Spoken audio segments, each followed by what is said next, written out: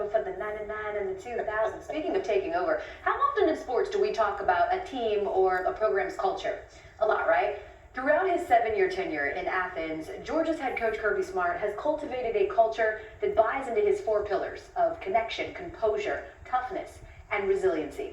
This foundation sustains consistent winning despite roster turnover from players and coaches alike, all centered around buying into Kirby's unique motivational slogans and isms.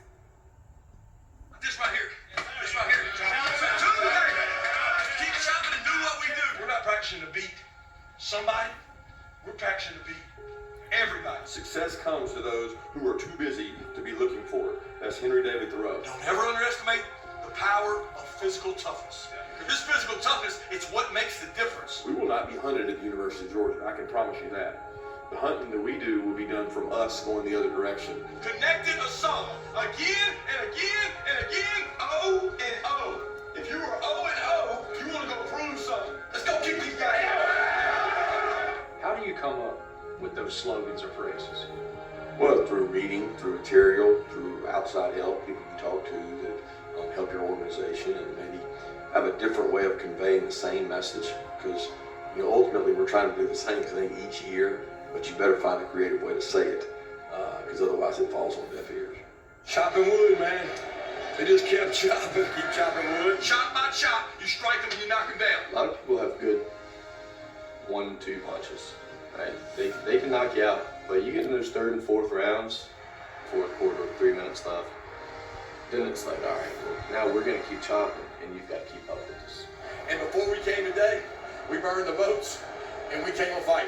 We're going to burn our boats that we go over to Indy with, and we're going to come back with other teams' boats. Launching downfield and intercepted. Keely Ringo all the way to the end zone. When you burn the boats, there's nowhere to go. It's either you win or you die. Georgia on the mountaintop. National champions at long last. That's what we've been saying all camp. You're either a leader or you're not.